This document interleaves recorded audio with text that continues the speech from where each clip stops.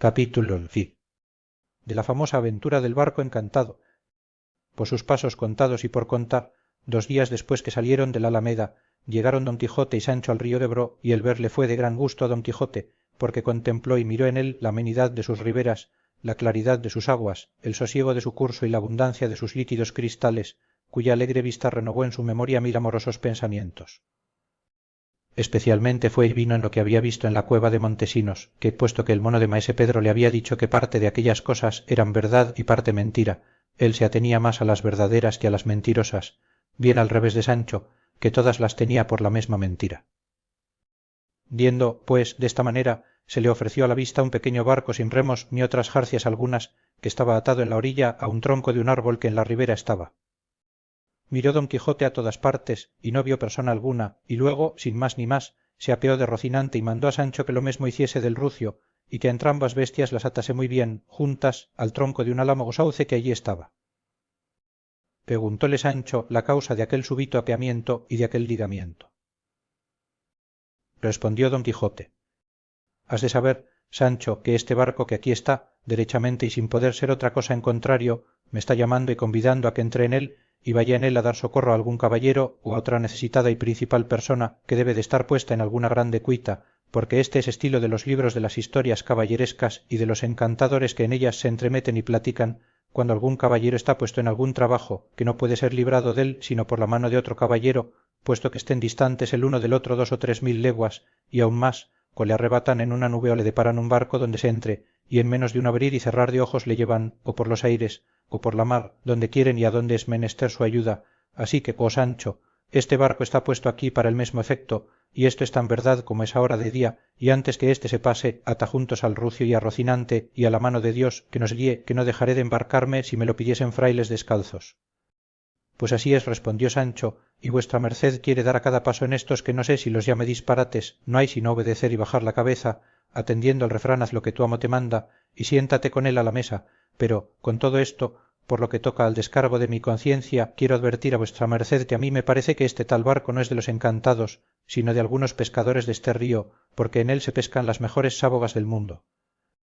Esto decía mientras ataba las bestias Sancho, dejándolas a la protección y amparo de los encantadores, con harto dolor de su ánima. Don Quijote le dijo que no tuviese pena del desamparo de aquellos animales, que el que los llevaría a ellos por tan longínquos caminos y regiones tendría cuenta de sustentarlos. No entiendo eso de lógicos, dijo Sancho, ni he oído tal vocablo en todos los días de mi vida. Longínquos, respondió don Quijote, quiere decir apartados, y no es maravilla que no lo entiendas, que no estás tú obligado a saber latín, como algunos que presumen que lo saben y lo ignoran. Ya están atados, replicó Sancho. ¿Qué hemos de hacer ahora? Respondió don Quijote. Santiguarnos y llevar ferro, quiero decir, embarcarnos y cortar la amarra con que este barco está atado. Y dando un salto en él, siguiéndole Sancho, cortó el cordel, y el barco se fue apartando poco a poco de la ribera, y cuando Sancho se vio obra de 2 varas dentro del río, comenzó a temblar, temiendo su perdición, pero ninguna cosa le dio más pena que el oír roznar al rucio y el ver que Rocinante pugnaba por desatarse, y díjole a su señor: el rucio rebuzna, condolido de nuestra ausencia, y Rocinante procura ponerse en libertad para arrojarse tras nosotros.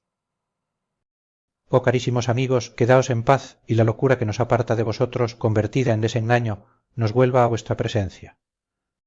Y en esto comenzó a llorar tan amargamente que don Quijote, mohíno y colérico, le dijo: ¿de qué temes, cobarde criatura? ¿De qué lloras, corazón de mantequillas?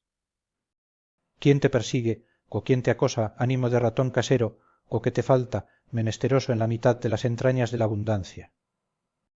Por dicha vas caminando a pie y descalzo por las montañas rifeas, sino sentado en una tabla, como un archiduque, por el sesgo curso deste agradable río, de donde en breve espacio saldremos al mar dilatado, pero ya habemos de haber salido y caminado, por lo menos, 700 o 800 leguas, y si yo tuviera aquí un astrolabio con que tomar la altura del polo, yo te dijera las que hemos caminado, aunque, co yo sé poco, co ya hemos pasado, co pasaremos presto, por la línea equinocial que divide y corta los 2 contrapuestos polos en igual distancia. Y cuando lleguemos a esa leña que vuestra merced dice, preguntó Sancho, ¿cuánto habremos caminado? Mucho, replicó don Quijote, porque de 360 grados que contiene el globo del agua y de la tierra, según el cómputo de Ptolomeo, que fue el mayor cosmógrafo que se sabe, la mitad habremos caminado llegando a la línea que he dicho. Por Dios, dijo Sancho, que vuesa merced me trae por testigo de lo que dice a una gentil persona, puto y gafo, con la añadidura de meón, o meo, o no sé cómo. Rióse don Quijote de la interpretación que Sancho había dado al nombre y al cómputo y cuenta del cosmógrafo Ptolomeo, y díjole: sabrás, Sancho, que los españoles y los que se embarcan en Cádiz para ir a las Indias Orientales, una de las señales que tienen para entender que han pasado la línea equinocial que te he dicho es que a todos los que van en el navío se les mueren los piojos sin que les quede ninguno, ni en todo el bajel le hallarán, si le pesan a oro, y así puedes, Sancho, pasear una mano por un muslo, y si topares cosa viva, saldremos de esta duda, y si no, pasado habemos. Yo no creo nada de eso, respondió Sancho, pero, con todo, haré lo que vuesa merced me manda, aunque no sé para qué hay necesidad de hacer esas experiencias, pues yo veo con mis mismos ojos que no nos habemos apartado de la ribera 5 varas, ni hemos decantado de donde están las alemañas 2 varas, porque allí están Rocinante y el Rucio en el propio lugar do los dejamos, y tomada la mira, como yo la tomo ahora, voto a tal que no nos movemos ni andamos al paso de una hormiga. Haz, Sancho, la averiguación que te he dicho, y no te cures de otra, que tú no sabes qué cosa sean coluros, líneas, paralelos, zodíacos, clíticas, polos, solsticios, equinoccios, planetas, signos, puntos, medidas, de que se compone la esfera celeste y terrestre, que si todas estas cosas supieras, o parte de ellas, vieras claramente qué de paralelos hemos cortado, qué de signos visto y qué de imágenes hemos dejado atrás y vamos dejando ahora. Y tórnote a decir que te tientes y pesques, que yo para mí tengo que estás más limpio que un pliego de papel liso y blanco. Tentóse Sancho y, llegando con la mano bonitamente y con tiento hacia la corva izquierda, alzó la cabeza y miró a su amo y dijo: o la experiencia es falsa, o no hemos llegado a donde vuesa merced dice, ni con muchas leguas. ¿Pues qué? Preguntó don Quijote. ¿Has topado algo? Y aun algos, respondió Sancho. Y sacudiéndose los dedos, se lavó toda la mano en el río, por el cual sosegadamente se deslizaba el barco por mitad de la corriente, sin que le moviese alguna inteligencia secreta, ni algún encantador escondido, sino el mismo curso del agua, blando entonces y suave. En esto descubrieron unas grandes aceñas que en la mitad del río estaban, y apenas las hubo visto don Quijote, cuando con voz alta dijo a Sancho: ¿ves? Allí, oh amigo, se descubre la ciudad, castillo o fortaleza donde debe de estar algún caballero oprimido, o alguna reina, infanta o princesa mal parada, para cuyo socorro soy aquí traído. ¿Qué diablos de ciudad, fortaleza o castillo dice vuesa merced, señor? Dijo Sancho. No echa de ver que aquellas son aceñas que están en el río, donde se muele el trigo. Calla, Sancho, dijo don Quijote, que aunque parecen aceñas, no lo son, y ya te he dicho que todas las cosas trastruecan y mudan de su ser natural los encantos. No quiero decir que las mudan de en uno en otro ser realmente, sino que lo parece, como lo mostró la experiencia en la transformación de Dulcinea, único refugio de mis esperanzas.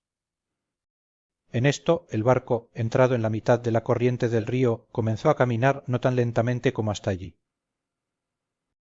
Los molineros de las aceñas, que vieron venir aquel barco por el río y que se iba a embocar por el raudal de las ruedas, salieron con presteza muchos de ellos con varas largas a detenerle, y como salían enharinados y cubiertos los rostros y los vestidos del polvo de la harina, representaban una mala vista.